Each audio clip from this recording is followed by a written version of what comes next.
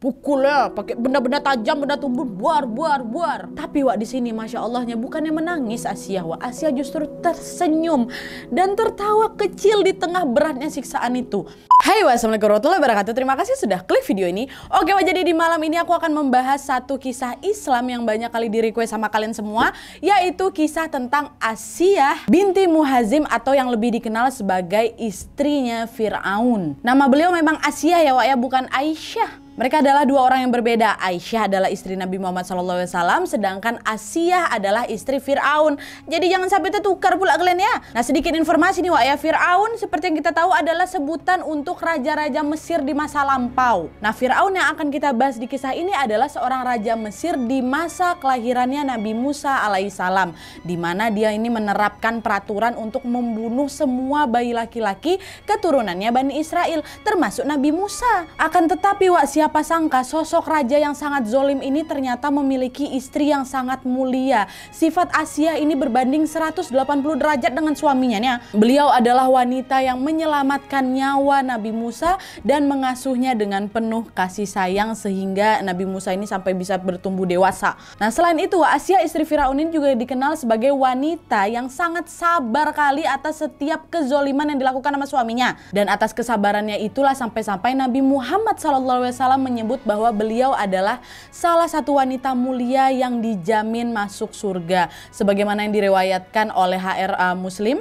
Nabi SAW bersabda, sebaik-baik wanita di alam semesta sekaligus pemuka ahli surga ada 4 orang. Mereka adalah Maryam binti Imran, kedua Fatimah binti Rasulullah SAW, ketiga Khadijah binti Khuwailid, dan yang terakhir adalah Asia istri Fir'aun. Itu kata Rasul. Nah, pasti kalian udah gak sabar kali kan dengar kisahnya. Nah, seperti biasanya dulu nih, sebelum aku mulai cerita, aku mau disclaimer dulu bahwa semua informasi yang aku sampaikan di sini aku ambil dari ringkasan atau potongan ceramahnya Ustadz Khalid Basalamah, dan juga memang ada informasi tambahan yang aku riset dari beberapa sumber artikel. Dan kalau misalnya ada info yang belum aku sebutkan di sini, boleh kali kalian bantu tambahkan di kolom komentar di bawah ya. Kalau misalnya ada juga yang kurang, ada yang salah juga, koreksi aja di bawah, nggak apa-apa. Dan sekarang tanpa berlama-lama kita baru masuk lah ini ya ke kisah Asia binti Muhazim. Check it out.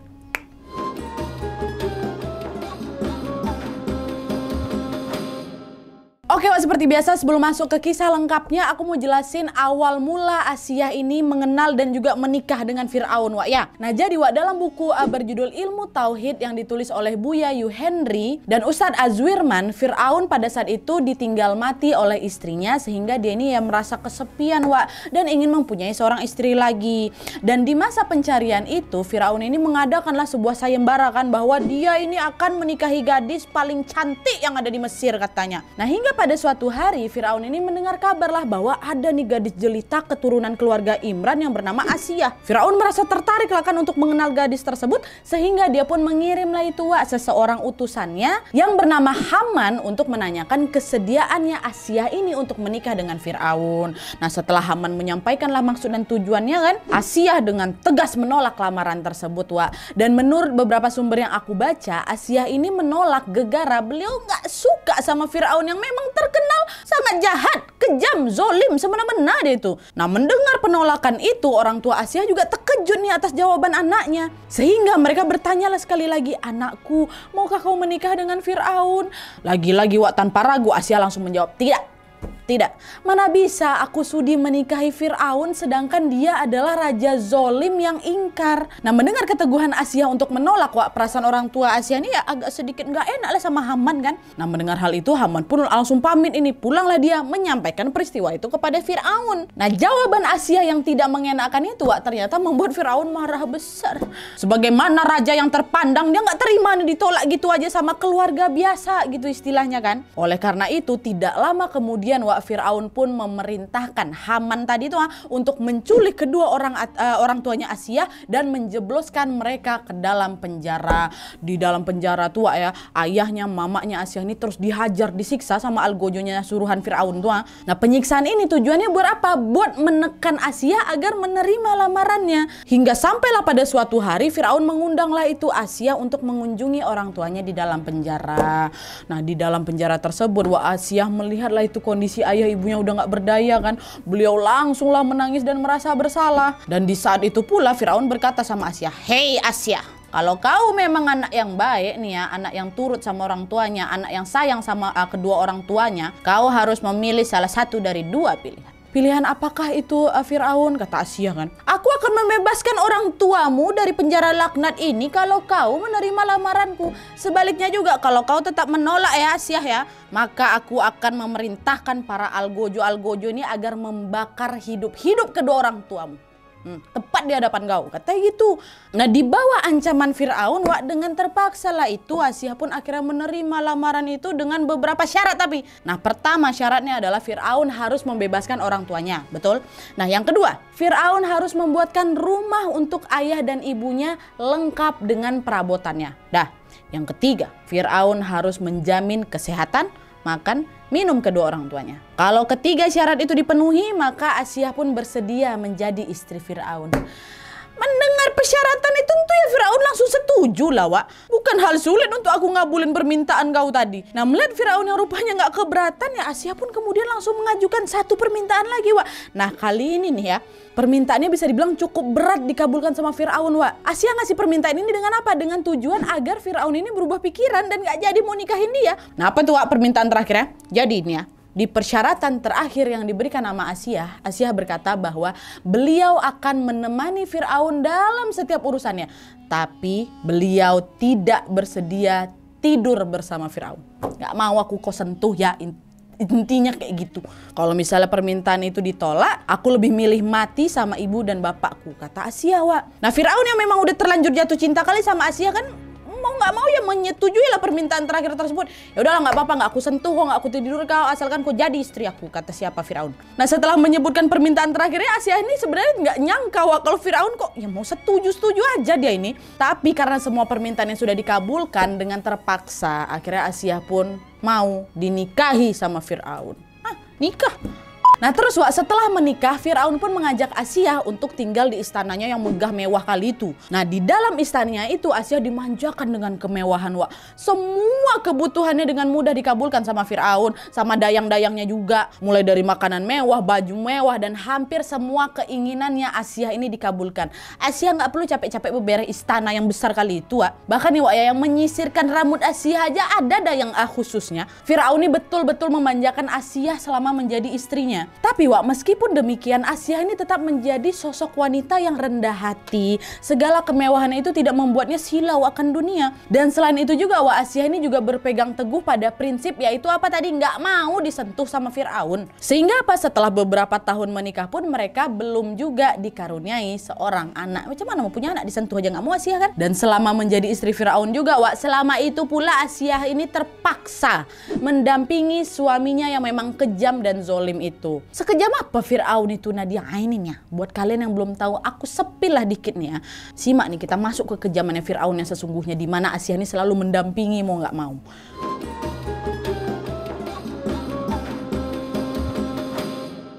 Nah, jadi Wak, Firaun ini sebenarnya mengaku dirinya tuh sebagai Tuhan dan memerintahkan seluruh rakyat Mesirnya itu untuk menyembah dia. Nanti nih ya, kalau ada aja orang yang menyembah Tuhan selain Firaun, maka dia tidak segan-segan disiksanya orang itu Wak, bahkan sampai menghilangkan nyawa orang Wak. Dan selain itu juga Firaun ini dikenal nggak adil Wak dalam memperlakukan rakyatnya. Ini aku ceritain sedikit ya perihal bangsa Mesir pada saat itu Wak ya. Jadi pada masa Firaun ini sedang berkuasa, ada dua suku nih yang menjadi penduduk Mesir. Nah, yang pertama nih adalah suku Qibti atau suku Mesir asli yang juga masih satu golongan sama Firaun. Nah, sedangkan yang kedua adalah suku Bani Israel Wak, yaitu anak keturunan dari Nabi Yakub alaihissalam. Dan FYI Wak, Nabi Yakub alaihissalam itu juga memiliki nama lain, yaitu apa? Israel, yang artinya orang yang suka melakukan perjalanan pada malam hari dan beristirahat pada siang hari gitu kalau nggak salah. Sehingga para keturunan Nabi Yakub alaihissalam dikenal sebagai apa? Bani Israel ya. Nah, awalnya Bani Israel ini mendiami wilayah Jazirah Jazirah Arab, Wak. Namun seiring berjalannya waktu, mereka hijrahlah itu ke wilayah Mesir dan beranak pinaklah di sana. Hingga lahirlah itu suatu kelompok yang memang dikenal sebagai apa tadi? Bani Israel, anak keturunan dari Israel. Ya, nah ada kan? Jadi ada dua suku di Mesir itu pada saat si Firaun ini berkuasa.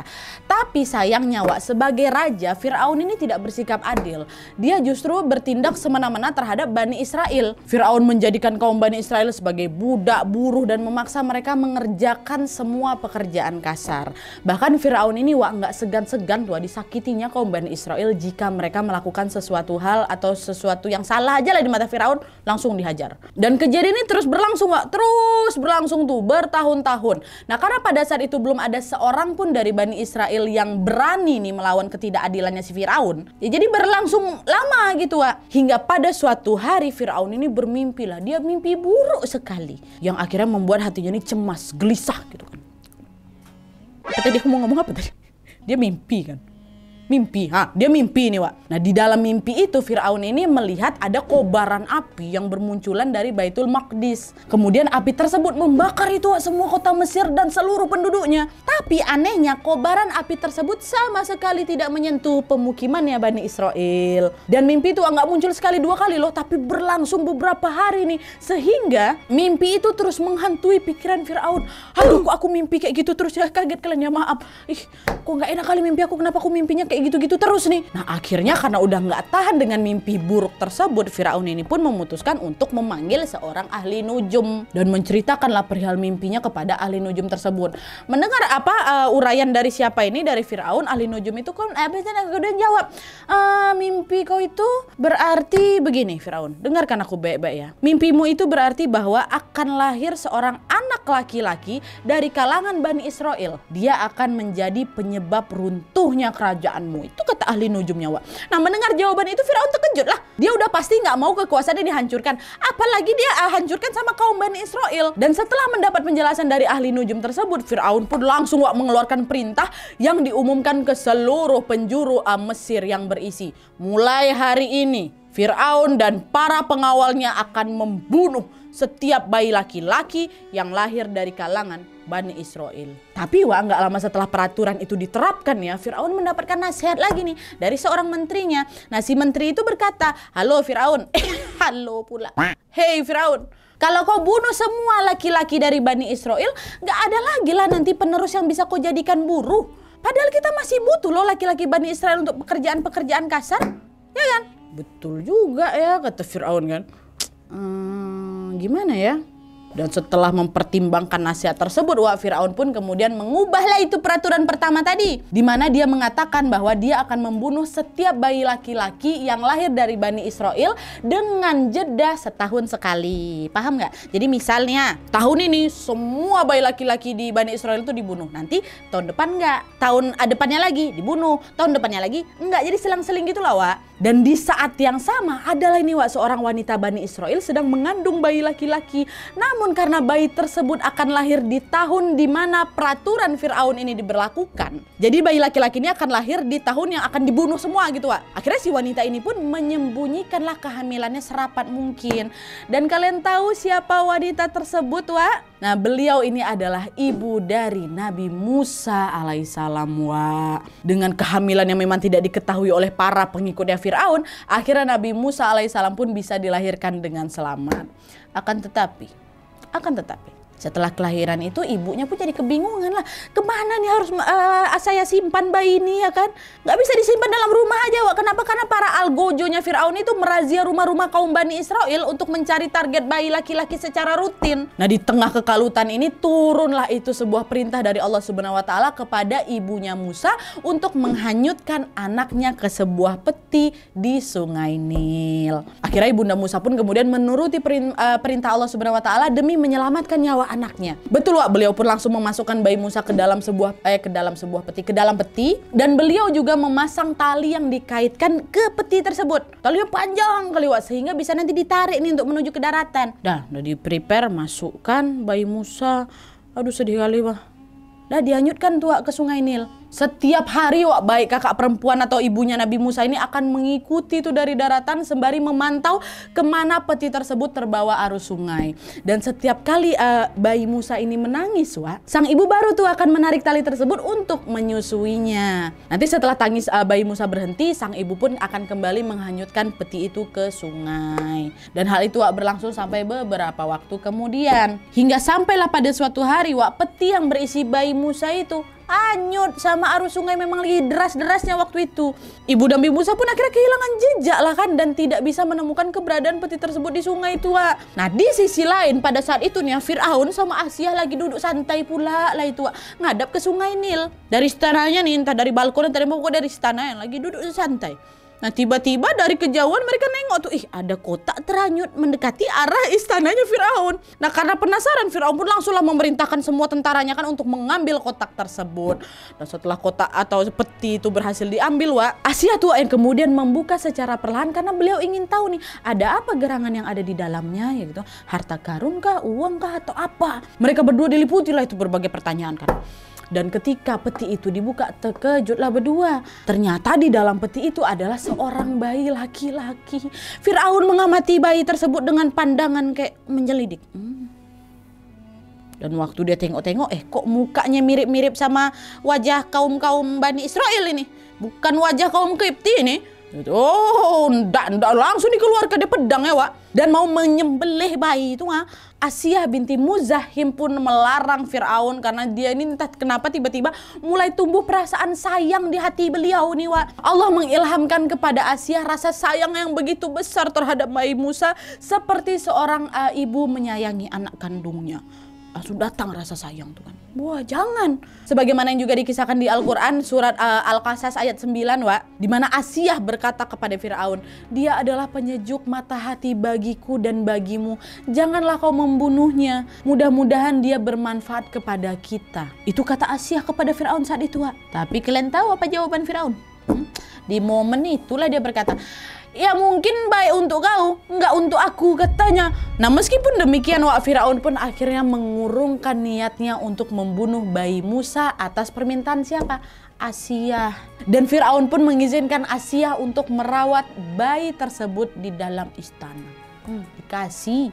Tuh saking cinta kali dia sama Asiyah wak. Nah terus wak, berita perihal Musa yang memang diangkat anak oleh Fir'aun ini didengarlah kemudian oleh ibunya Nabi Musa. Nah di momen ini ibunya Nabi Musa rasanya udah gak tahan kali wak. Beliau ingin menemui Asiyah dan mengatakan bahwa Musa ini adalah anak kandungku gitu. Tapi lagi-lagi Allah Subhanahu wa Ta'ala menguatkan hati beliau untuk tidak membongkar rahasia tersebut kepada keluarga Fir'aun. Nah beberapa hari sejak menjadikan Nabi Musa ini anak angkatnya, masalah baru muncul lagi wak. Dimana Asiyah merasa bingung setengah mati gegara bayi tersebut terus menangis. Menangisnya gegara apa? Kelaparan. Asiyah telah mencoba segala cara dengan mencarikan ibu susu untuk Nabi Musa yang masih bayi. Tapi bayi Musa ini selalu menolak setiap wanita yang hendak menyusuinya wak. Gak mau diminum sama bayi Musa. Nah karena khawatir akan keadaan Nabi Musa wak, Asiyah pun akhirnya mengadakan sebuah sayembara yang isinya, jika ada seorang ibu menyusui dan susunya mau diminum oleh bayi Musa, maka dia akan diberikan harta yang cukup. Nah, sayembara ini diumumkan secara besar-besaran sehingga kakaknya Nabi Musa juga mendengar sayembara tersebut. Beliau langsunglah mendatangi Asiyah dan berkata, wahai Asiyah, maukah kau kutunjukkan seorang ahli bait yang bisa menyusui bayi itu? Kata kakaknya kan. Nah siapakah dia? Coba kau bawa orang itu ke sini, kata Asiyah. Nah kakak Nabi Musa pun kemudian kembalilah ke rumah dan mengajak ibunya untuk datang nih ke istananya Fir'aun atas undangannya Asiyah. Setelah sampai di istana dan menyampaikan maksudnya, Asiyah pun kemudian memberikan bayi tersebut kepada ibunda Musa. Nah di momen inilah wak, bayi Musa pun mau menyusui kepada wanita tersebut yang memang notabene-nya adalah ibu kandung beliau sendiri. Tapi di sini Asiyah belum tahu wak ya. Bayi Musa ini pun langsung berhenti menangis wak ketika berada dalam dekapan ibunya nih. Nah melihat hal itu ya Asiyah jadi senang kali lah wak dan meminta ibu Nabi Musa untuk tinggal di istana. Tapi beliau menolak permintaan tersebut. Beliau lebih memilih mengasuh Nabi Musa dengan dibawa pulang nih ke rumahnya selama masa menyusui. Nanti Nabi Musa ini akan dikembalikan kepada Asiyah ketika sudah selesai disusui. Mendengar hal itu Asiyah pun langsungnya setuju dengan perjanjian tersebut. Wak. Nah dah tua beberapa tahun kemudian Nabi Musa pun dikembalikan oleh ibu kandungnya ke istana Fir'aun seperti biasa. Nah pada saat itu Asia senang kali Wak rasanya, akhirnya beliau ini bisa dekat dengan anak angkatnya itu. Saking senangnya nih Wak ya, Asia pun menyambut kedatangan Musa kecil dengan berbagai hadiah mewah. Dan sejak saat itu Asia lah yang mengasuh Nabi Musa alaihissalam dengan penuh kasih sayang hingga dewasa. Asia selalu melindungi Nabi Musa dari kekejamannya Fir'aun. Dan ada juga nih Wak ya satu momen di mana untuk kesekian kalinya Nabi Musa ini hendak dibunuh sama Fir'aun. Yaitu ketika Fir'aun ini kan cerita lagi gendong Nabi Musa, masih kecil tuh Wak, lagi gendong gitu kan. Nah pada saat itu tiba-tiba Nabi Musa ini menjambak janggutnya Fir'aun sampai Fir'aunnya hampir jatuh tersungkur Wak. Udah jambak set gitu ha. Ditarik kayak gitu Firaun kaget kan, marah kali itu sama perlakuan itu. Kau anak kecil kurang ajar, kau yang nggak tahu diri gitu, marah lah dewa, berani aku sama aku katanya. Tapi Asia kembalilah merayu suaminya ini untuk melepaskan Musa. Hei Firaun, janganlah kau jahat kepadanya, dia hanya anak kecil yang belum berakal. Belum berakal kayak gimana? Dia narik janggut aku kuat kali macam orang dewasa pula tenaganya tuh, kata Firaun. Kalau kau tidak percaya, cobalah kau letakkan satu kurma dan satu bara api di depannya. Kalau dia memang berakal, dia akan mengambil kurma. Tapi kalau dia mengambil bara api, artinya dia belum berakal dan kau tidak boleh membunuhnya. Itu kata Asia. Wah. Betul tuh, Firaun pun mengujilah Musa sesuai dengan apa yang dikatakan oleh Asia. Nah di titik inilah Wak, pertolongan Allah Subhanahu wa taala datang kepada Nabi Musa, di mana pada saat hendak mengambil kurma, malaikat Jibril atas perintah Allah Subhanahu wa taala mengalihkan tangannya untuk mengambil bara api. Kemudian di situ Nabi Musa memasukkan bara api tersebut ke dalam mulutnya. Nah melihat kejadian itu barulah di sana Firaun percaya dengan apa yang dikatakan Asia dan batal membunuh Musa. Oh betul, berarti anak ini belum berakal. Nah peristiwa memakan bara api pada saat beliau kecil ini Wak, konon membuat Nabi Musa kurang jelas dalam berbicara. Sehingga pada saat beliau pertama kali menerima wahyu dari Allah Subhanahu wa taala, Nabi Musa ini sebenarnya sempat kecil hati. Beliau takut nanti tidak bisa menyampaikan ke umatnya dengan baik karena memang ya kekurangan beliau tersebut. Tapi kemudian Allah Subhanahu wa taala menguatkan Nabi Musa dengan berfirman bahwa beliau adalah rasul yang terpilih. Nah terus Wak, seiring berjalannya waktu, Nabi Musa alaihissalam ini pun tumbuh menjadi seorang lelaki dewasa. Hingga kemudian pada suatu hari beliau ini nggak sengaja itu meninju seseorang dari keturunan kaum Qibti yang akhirnya membuat orang ini meninggal dunia Wak, nggak sengaja. Nah kejadian ini terdengarlah ke telinganya Fir'aun, murka lagi Fir'aun. Dan atas kejadian ini Wak, Nabi Musa diburu tuh sama pengawal-pengawalnya Fir'aun dan juga kaum Qibti yang memang hendak balas dendam sama Nabi Musa. Nah karena nyawanya ini sedang terancam, Nabi Musa larilah itu dari Mesir dan pergi menuju ke sebuah daerah bernama Madian. Nah di sanalah Wak, Nabi Musa alaihissalam bertemu dengan seorang penggembala yang memiliki 2 orang anak perempuan. Dan dari situlah beliau kemudian bekerja untuk penggembala tersebut sekaligus menikahi salah satu dari putrinya. Nah selepas menikah, Nabi Musa dan istri yang berketurunan Madian ini pun membangunlah sebuah peradaban di sana. Sehingga keluarga mereka pun hidup dengan bahagia Wak. Sehingga Nabi Musa pun sama sekali tidak pernah terbersit untuk balik lagi ke Mesir. Hingga akhirnya pada suatu hari Allah Subhanahu wa taala menurunkan wahyu lagi nih kepada Nabi Musa alaihissalam dan meminta beliau untuk kembali lagi ke Mesir dan menyampaikan kebenaran. Nah di saat itulah Allah Subhanahu wa taala juga menganugerahkan mukjizat berupa tongkat yang berubah menjadi ular untuk memerangi siapa? Fir'aun sama bala tentaranya. Berbekal keimanan dan juga mukjizat yang beliau terima dari Allah Subhanahu wa taala, Nabi Musa pun berangkatlah ke Mesir dengan hati yang ringan. Sesampainya di Mesir, beliau pun mulai berdakwah kepada penduduk Mesir nih agar mereka menyembah Tuhan satu-satunya di semesta alam, yaitu Allah Subhanahu wa taala. Perlahan-lahan orang mulailah mengikuti ajaran beliau tuh untuk beriman kepada Allah. Dan berita ini pun kemudian menyebar nih sampai ke telinganya Fir'aun. Fir'aun yang mendengar kabar itu pun langsung geram lah. Karena apa? Karena dia khawatir ini tahtaku ini bisa terancam sebagai Tuhan. Tahtaku ini bisa terancam, bukan dong. Tahtaku sebagai Tuhan ini bisa terancam. Ditambah lagi Fir'aun ini kan masih dendam kali sama Nabi Musa karena sudah menghilangkan salah satu kaumnya kan. Nah di situ Fir'aun pun kemudian memfitnahlah Nabi Musa dan berkata pada semua orang bahwa apa yang disampaikan sama Musa itu dusta, sihir belaka tuh katanya. Dan untuk membuktikan asumsinya itu Wak, Fir'aun ini konon katanya mendatangkanlah itu ratusan ahli sihir dari seluruh negeri untuk menyerang Nabi Musa. Dimana pada saat itu para ahli sihir ini membuat tali-tali yang mereka sediakan itu berubahlah jadi ular Wak. Nabi Musa tengah-tengah nih, udah ular gitu, tali itu jadi ular kan. Itu ular tuh mengarahlah ke Nabi Musa ceritanya untuk membinasakan Nabi Musa. Nah, di titik inilah Nabi Musa pun menunjukkan juga lah mujizatnya. Dilempar sama beliau tongkat miliknya kan, sehingga tongkat itu berubah juga jadi ular. Tapi besar kali ularnya. Ular besar tuh lah akhirnya makan-makannya. Ini apa? Geram aku, apa namanya, ular-ular, tali ular. Dimakannya apa? Ular-ular dari ahli sihir yang dibawa sama Firaun, makan cokot. Nah, semua orang yang melihat kejadian itu pun langsung bersujud dan percaya dengan apa yang disampaikan Nabi Musa. Termasuk ibu angkat beliau, yaitu Asiyah binti Muzahim. Dan sejak saat itu pula Asiyah tanpa sepengetahuan Firaun mulai tua mengikuti ajarannya Nabi Musa dan menyembah Allah Subhanahu wa Ta'ala. Nah, Asiyah menyembunyikan keimanannya itu dari Firaun dan para pengikutnya yang memang tinggal di istana. Pada saat itu beliau ini merasa belum berani untuk menunjukkan keimanan pada Allah Subhanahu wa Ta'ala secara terang-terangan. Tapi sampailah pada suatu kejadian, Asiyah ini mengetahui bahwa di dalam istana itu ada orang lain juga nih yang menjadi pengikut Nabi Musa. Nah, beliau bernama Maisitoh yang bekerja sebagai pembantunya Firaun. Lah kok Asiyah bisa tahu nadianya? Jadi pada suatu hari nih, pada saat bekerja, Maisitoh ini tidak sengaja menjatuhkan sisir ke lantai.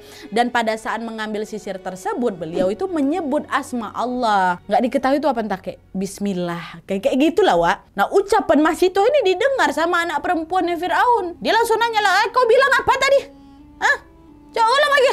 Ada Tuhan selain bapakku? Hah?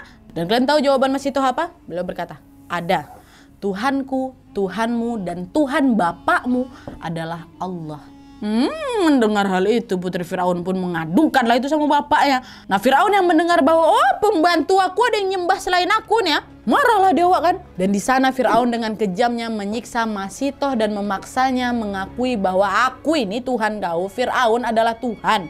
Tapi Maisitoh tetap teguh sama pendiriannya. Dia berkata, tidak ada Tuhan selain Allah.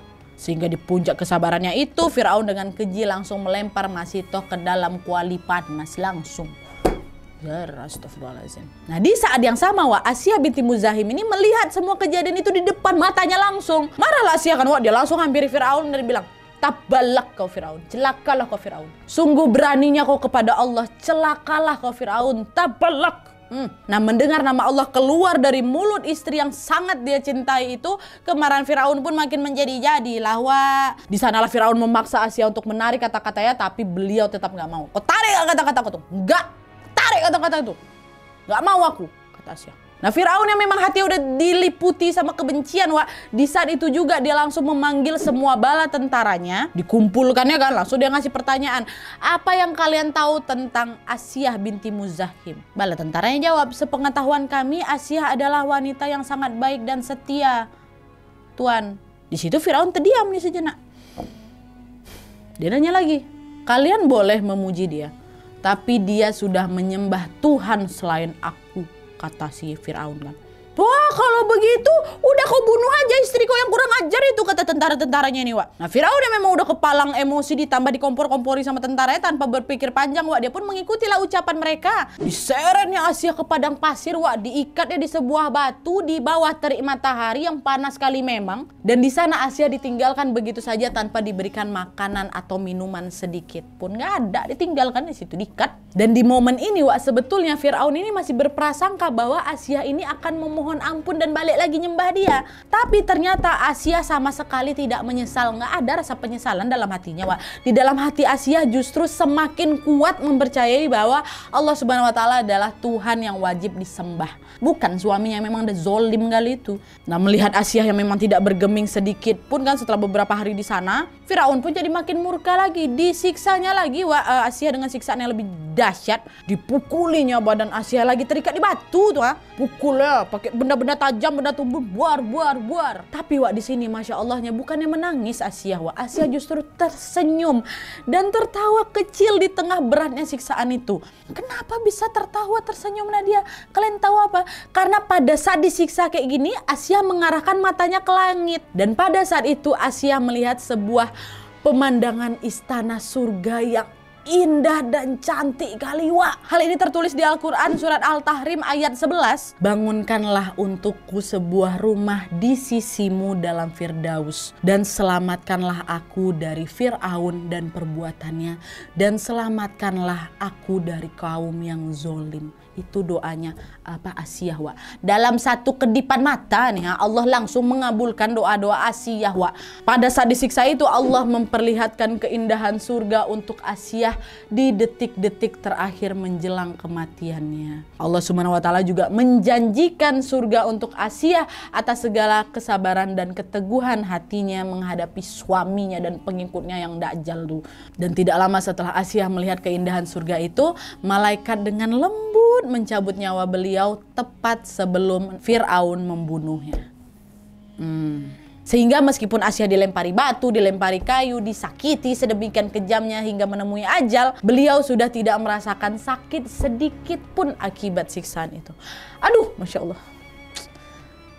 Aku gak bisa kayak gini nih, merinding terus aku tuh. Oke Wak, jadi itu tadi kisah tentang Asiyah binti Muzahim, yaitu istri dari raja yang zolim namun memiliki kesabaran seluas lautan dan juga hati sebersih berlian. Itulah alasan mengapa Asiyah adalah salah satu dari 4 wanita yang dimuliakan dalam Islam. Dan dari kisah ini juga kita bisa belajar bahwa dalam kondisi apapun, dalam situasi apapun kita harus bersabar. Allah Subhanahu wa taala juga sudah menjanjikan surga untuk orang yang sabar sebagaimana tertulis di surat Al-Baqarah ayat 153 yang berisi sesungguhnya Allah beserta orang-orang yang sabar. Masya Allah. Oke, jadi gimana pendapat kalian tentang kisah ini? Kisah Islam apa lagi yang kalian ingin aku bawakan? Kalian bisa langsung tambahin aja di kolom komentar di bawah. Dan kalau misalnya ada informasi tambahan seputar Asiyah atau juga memang ada koreksi atau ada pendapat yang berbeda, tuliskan aja semua di kolom komentar di bawah Wak, yang aku baca. Oke Wak, jadi sekian dulu videonya. Terima kasih banyak yang sudah menonton. Kalau kalian suka video ini, klik like ya. Jangan lupa komen di bawah untuk ide dan saran-saran untuk video selanjutnya. Jangan lupa nyalain notifikasinya supaya kalian tahu kalau aku upload video baru. And as always, jangan lupa untuk klik tombol subscribe supaya kalian sama-sama tahu informasi menarik dan menegangkan dari channel aku. See you next video Wak. Bye.